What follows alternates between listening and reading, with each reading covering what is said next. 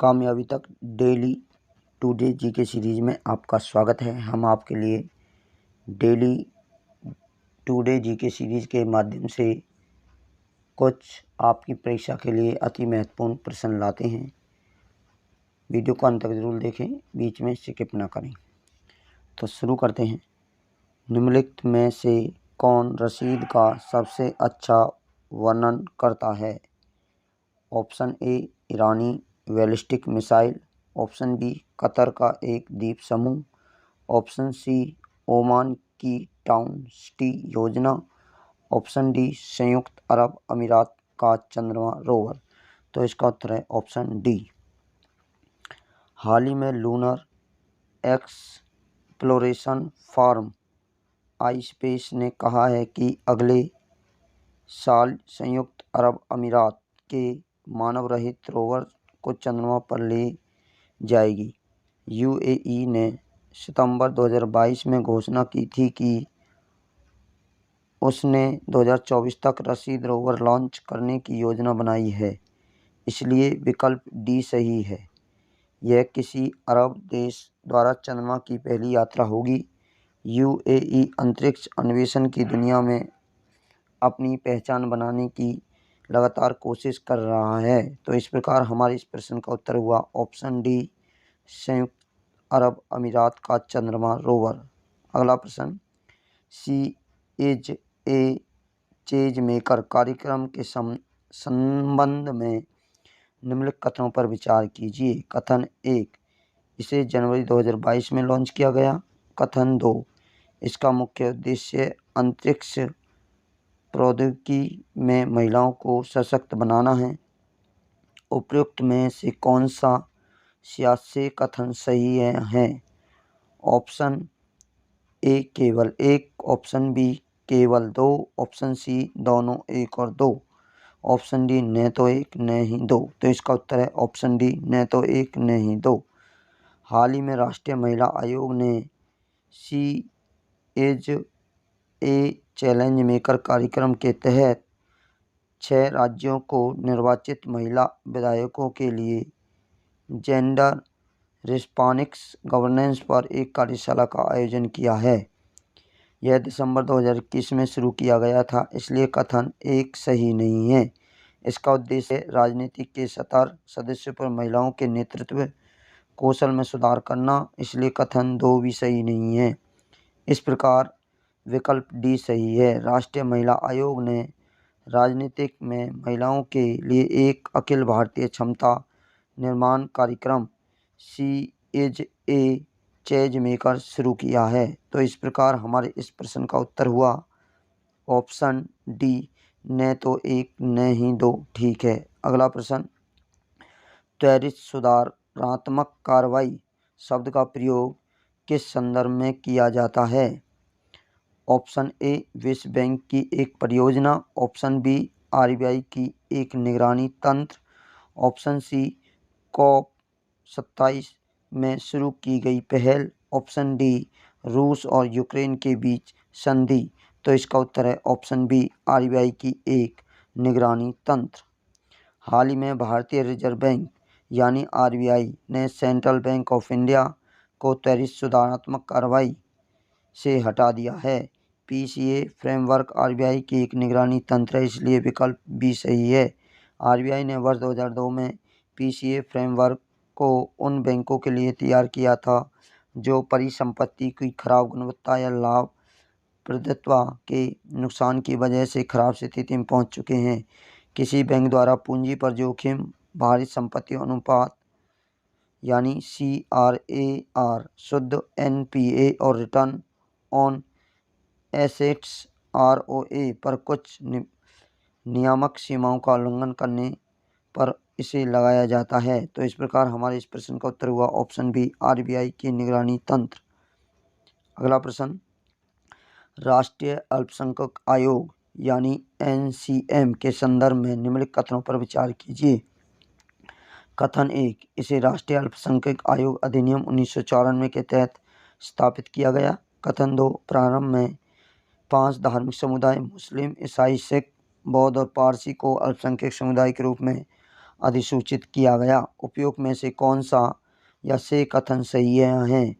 Option A केवल 1, option B केवल 2, option C दोनों 1 और 2, ऑप्शन डी न तो 1 नहीं 2। तो इसका उत्तर है ऑप्शन बी केवल 2।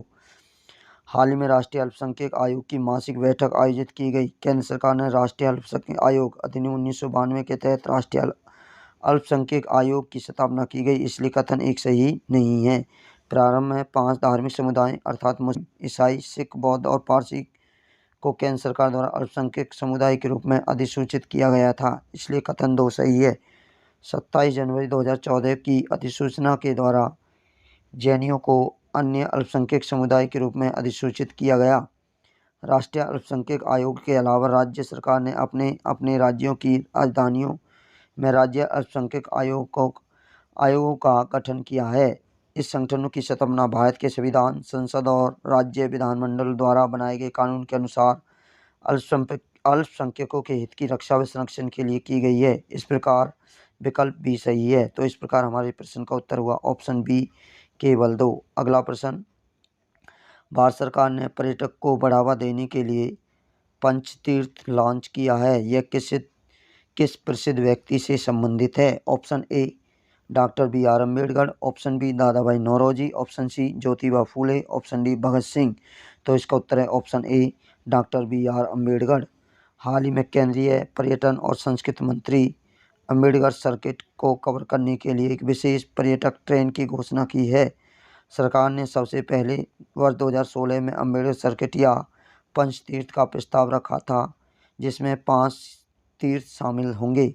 जन्मभूमि मध्य प्रदेश के महू में अम्बेडकर का जन्म स्थान, शिक्षा भूमि लंदन के वह स्थान जहाँ वे यूके में पढ़ते समय यूके गए, दीक्षा भूमि नागपुर में वह स्थान जहाँ उन्होंने बौद्ध धर्म ग्रहण किया, महापरिनिर्वाण भूमि दिल्ली में उनके निधन का स्थान, चैत्य भूमि मुंबई उनके दाह संस्कार की जगह। इस प्रकार विकल्प ए सही है। तो इस प्रकार हमारे प्रश्न का उत्तर हुआ ऑप्शन ए।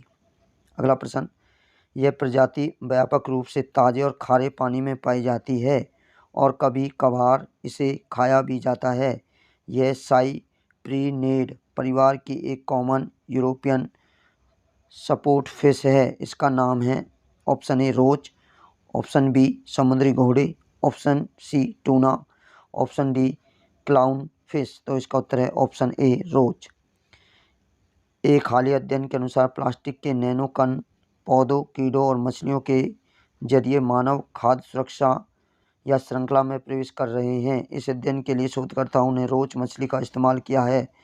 रोच यानी एटिलस साइप्रिनेड परिवार की कॉमन यूरोपियन सपोर्ट फिश है, जो झीलों और नदियों में व्यापक रूप से पाई जाती है।